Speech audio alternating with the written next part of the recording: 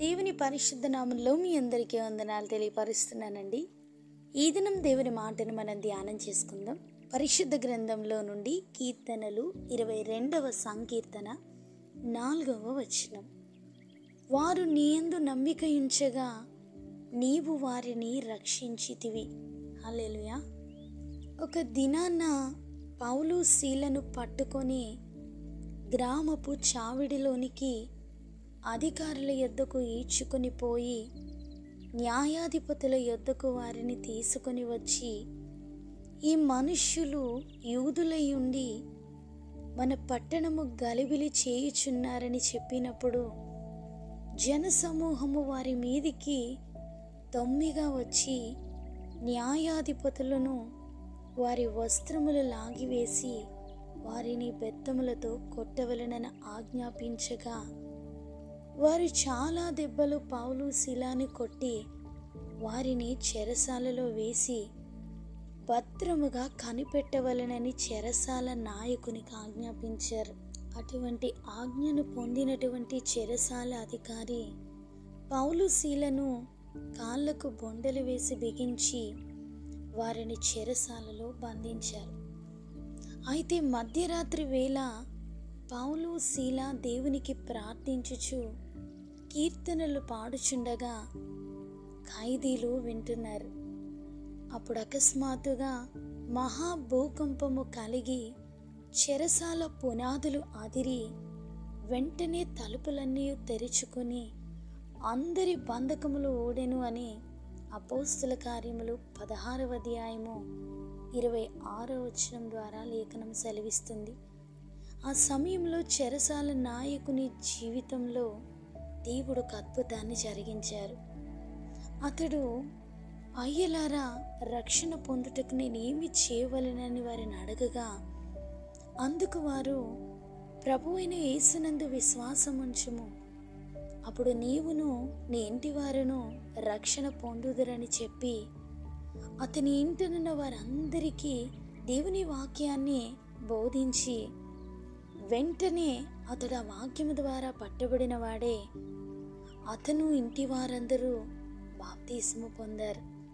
దేవుని యందు విశ్వాసించి ఆయన చేస్తున్న అద్భుత కార్యాలు, ఆయన మానవుల పట్ల కలిగి ఉన్నటువంటి ప్రేమ, పాపము పట్ల ఆయన కలిగి ఉన్నటువంటి అసహ్యత, ఒక విశ్వాసి దేవుని యొక్క హృదయము నెరిగినట్లుగా పాపమును గూర్చి దేవుని ప్రేమను గూర్చి ఒక అవగాహన మనం కలిగి ఉన్నట్లయితే దేవుడు మన జీవితంలో ఆయన కార్యాలను జరిగించటం ప్రారంభిస్తారు.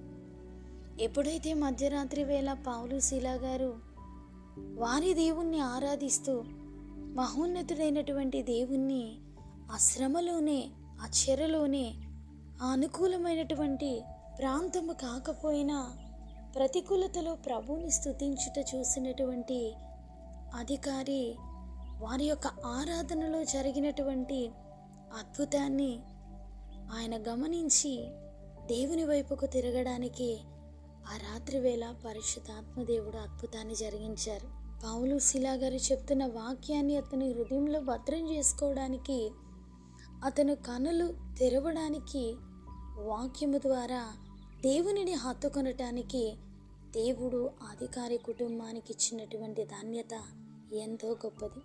నేటి మాటలు వింటున్న మన జీవితంలో కూడా ఎందరైతే దేవుని యందు విశ్వసించి ఆయనను నమ్మి ఆయన యొక్క సహవాసంలో మనము దినదినము అభివృద్ధి పొందొచ్చు, ప్రతి శ్రమల నుండి విడిపించబడుతూ, ప్రతి కృంగిపోతున్న పరిస్థితిలో బలపరచబడుతూ, వాక్యము ద్వారా రక్షణ వలన మనం ఎంతో ప్రభువుని హత్తుకొని జీవించిన అనుభవం కలిగిన వారమే అయితే అనుదినము ఆయన కొరకు పనిచేసే వారంగా మనం జీవించాలి.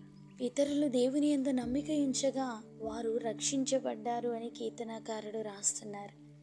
ఆ చెరసాల అధికారి దేవుని యందు నమ్మిక ఉంచగా అతని కుటుంబం అంతా రక్షించబడింది. మన కుటుంబాలలో మనము కూడా దేవుని యందు నమ్మిక ఉంచి ప్రతి పరిస్థితిలోనూ, ప్రతి ప్రతికూలతలోనూ ప్రభు యందు విశ్వాసముతో నమ్మగలిగితే ఆయన అద్భుతాలు చేయు దేవుడు, మాకున్న పరిస్థితి నుంచి ఆయన విడిపించగలిగినటువంటి దేవుడు అని పరిపూర్ణంగా విశ్వసించి ఆయన యందు నమ్మిక ఉంచినప్పుడు దేవుడు మనల్ని రక్షిస్తారు. ఆ పరిస్థితులలో నుండి రక్షిస్తారు. ఆ నమ్మకానికి తగినట్టుగా మనల్ని ఆయన వర్ధిల్లింపచేస్తారు. ఆ దేవుని యొక్క సన్నిధి మనందరికీ తోడై ఉండి మనల్ని నడిపించునుగాక. ఆమేన్.